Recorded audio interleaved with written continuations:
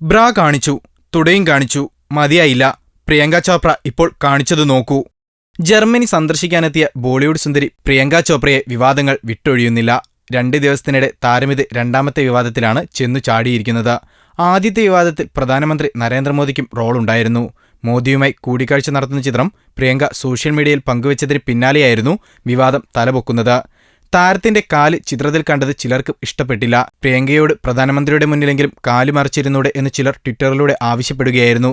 എന്നാൽ തന്റെ അമ്മയ്ക്കൊപ്പം കാലുകൾ പ്രദർശിപ്പിച്ചിരിക്കുന്ന ചിത്രം പങ്കുവെച്ച് പ്രിയങ്ക വിമർശനങ്ങളുടെ വായടപ്പിക്കുകയായിരുന്നു. എന്നാൽ ഇപ്പോഴിതാ താരം വീണ്ടും വിവാദത്തിൽ ചെന്ന് ചാടിയിരിക്കുകയാണ്. ഇത്തവണയും കാരണം സെൽഫി തന്നെയാണ്. ബെർലിനിലെ പ്രശസ്തമായ ഹോളോകോസ്റ്റ് മെമ്മോറിയലിന് മുന്നിൽ നിന്നും താരമെടുത്ത സെൽഫിയാണ് വിവാദത്തിന് തിരികൊളുത്തിയിരിക്കുന്നത്.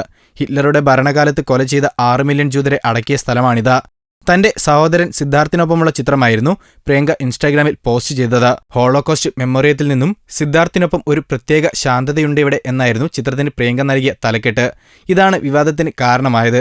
പ്രിയങ്കയുടേത് ശ്രദ്ധ പിടിച്ചു പറ്റാനുള്ള ശ്രമമാണെന്നും സ്മാരകത്തോടുള്ള അനാദരവാണെന്നുമൊക്കെ വിമർശനങ്ങൾ ഉയർന്നു. വിമർശനങ്ങൾ ശക്തമായതോടെ ചിത്രങ്ങൾ ഡിലീറ്റ് ചെയ്താണ് പ്രിയങ്ക തടിയൂരിയത്. കൂടുതൽ ഗോസിപ്പുകൾക്കായി ഈ ചാനൽ സബ്സ്ക്രൈബ് ചെയ്യൂ. ഗോസിപ്പ് ബസാർ.